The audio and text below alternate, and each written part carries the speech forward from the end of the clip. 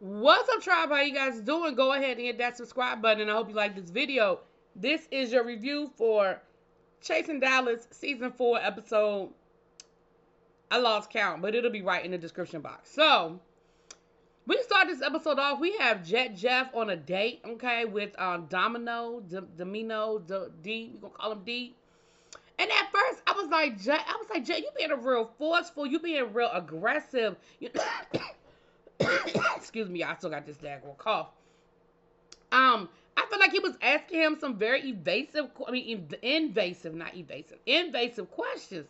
But as the conversation went on, I felt like, okay, no, maybe I need to take some dating tips from Jeff, because the guy started opening up and they actually ended up having a really good conversation. He was like, look, I've been single for XYZ amount of years. Why you single? Why you single? Well, I like attention. You gonna give me some attention? Okay, well, and I said, you know what? This is an example of dating with intention, okay? So, Jet, I think you did a good job, because, again, at first I was like, damn, he asking a lot of questions. But by the end of the conversation, he found out that the guy had been in an abusive relationship just like he had. The guy didn't grow up with his father just like he didn't grow up with his father. And they met through a mutual friend. So they had been around each other in the same circles, but they hadn't really, pushed up on each other kind of thing. And so, I thought it was a good conversation. He said he had to let Mr. OnlyFans go, honey. He said Mr. OnlyFans was doing too much. So I don't know where that is today, because they filmed this back around the holidays, because you can tell by the decorations. I don't know where Mr. D is, but it was a good conversation. And Jeff, I appreciated that, because, again, I feel like you were giving us an example of how you date with intention. Okay.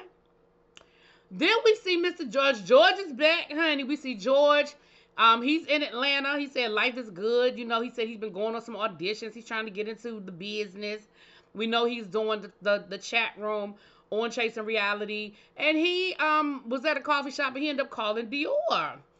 And he was getting the 411 on what's going on back in Dallas, because, he been in Atlanta doing his thing down there. He said the people keep breaking in his car. Man, I had looked at this episode before I went to Atlanta this weekend, and I was very cognizant of that while I was in Atlanta.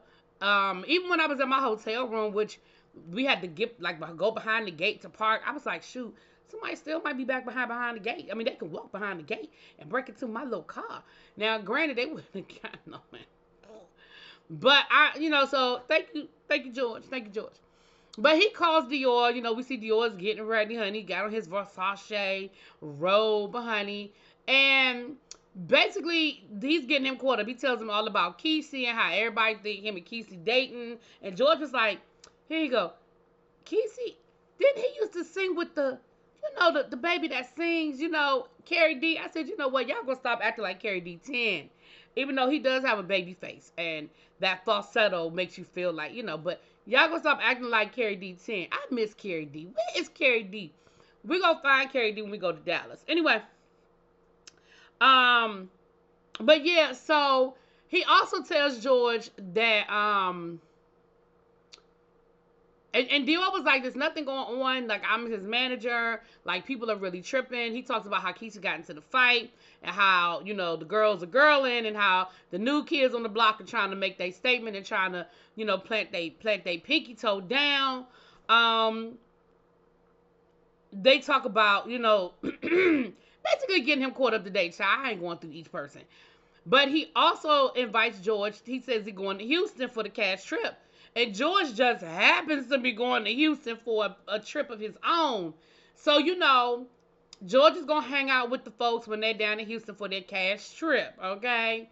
And so that's going to be a good time, Now, I don't know if George really has a trip, a pre-planned trip, or But he's going to be there, so I'm here for it. I know it's always a good time. We get the OGs back in the house, honey. So I'm here for that. So I'm looking forward to that part of it. So then we see Jeff, Trey, Sean, and Tedley. They meet up and they're hanging out. Now from what they sound, they drove around Robin Hood's barn to get to this Ferris wheel, to ride the Ferris wheel in the middle of the night. I don't know. Now, this what this what I don't understand. I know it's Texas, and I know that people tend to think that Texas is just warm all the time. But I could not tell in this scene whether it was a hot or a cold night because Jet Jeff had on a hoodie, okay, a sweatsuit.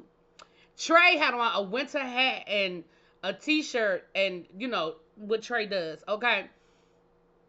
But then Sean showed up in this hot pink booty short tailfar ensemble. Now let me tell you something. The ensemble was cute. Okay? It was cute. And it was giving fashion, Sean. It was giving fashion. I just did not understand. Was it giving weather? That's what I wanted to know. Was it giving weather? But anyway, child, they got up on the Ferris wheel. And basically, again, this was just an opportunity for them to talk and get, talk some trash. So they talked about the fact that they talked about Robert's, giveaway, and how DeAndre showed up talking about he gonna make a diss track. And they kind of got Trey together. Trey was like, okay, I was wrong. It really wasn't a diss track. Okay, maybe I added a little to the sauce. Yeah, you did. You added a lot to the sauce, Trey. But now they talking about making diss records, right? And so, of course, now that has put everybody on edge all over again as far as Sean is concerned. And everybody's like, well, damn, we right back where we started because why are we talking about a diss record? So basically, they talked about DeAndre and how really ain't nobody checking for him. Like, things were going really well, at the Kiki Ball and then at Astros event, and then it just sort of went downhill from there. So then we talk about, Trey talks about how him and Londi sat down and they sort of cleared the air. But while they were at dinner, Londi lets it be known that Jet Jeff slid into his DMs. And he was like, I don't understand why Jet Jeff, excuse me, y'all, why Jet Jeff is trying to be all up in my business and whether I ever dated Tedley or not, because he was trying to get a piece, okay? And the words of Sherrod, but you wanted some though. And that is what Londi tried to say. Okay, that is what Londi tried to say. And Tedley once again was like, well, I don't even understand what the issue is because like I said before, he not my man, he my friend. And that's just it and that is just all. And they tried to give Tedley a little something, try to give him a hard time. But Tedley was like, listen, I got a lot of friends, okay? And maybe some of my friends got friends. And maybe some friends I'm closer to than others. And maybe there's some friends that once upon a time, we had a little something, but we don't have a little something right now. And that is it and that is all, okay? I don't understand what y'all talking about. So then they get to talking about relationships and Jet Jeff dating. So they start getting into threesomes and whether you would have a threesome or not. And Trey let us know that, they did. Him and his boo, they had a threesome, or threesomes. But, he said, listen, we've been dating for 4 years. Sometimes you got to add a little spice. But you definitely have to set boundaries. You definitely have to be very clear on the rules and where you stand and how you feel and all of that good stuff. And I can agree, like, to each his own. Far be it for me to judge anybody for what they do in their relationship. If it worked for you, you go for it. Because Trey and James, they also do OnlyFans. Now, I don't know what they do on the OnlyFans because I have never subscribed. But, again, works for them. Okay. So then we have Dior's 39th birthday. So happy birthday. Well, again, this was months ago. But happy birthday to Dior. Of course, it looked like it was a beautiful event. He was at the restaurant that he said his friend owns. It looked like it was really nice. It was, of course, it was black and red and silver everywhere. And the little whitey came in there, white fur coat, honey. It looks like, what was it, Astro, Kesey, and who was it? I think it was only like Astro, Kesey, and maybe one other person from the cast that was there, which I thought was interesting. Like, I didn't see Robert, I didn't see Trey. Thought it was very interesting that I didn't see any of those people there. But it was a nice event. He had a moment with his, I believe that was his mom. He had a moment with her, and she told him how proud she was of him, and of course, there was some tears. We saw Kennedy Davenport. I love Kennedy Davenport. Hey, girl. She gave a great speech. Or, Kennedy Davenport. Gave a great speech, and it was a really, really nice event. So happy birthday to Dior. You about to be in the 40-40 club, honey. You about to be in the 40-40 club, okay?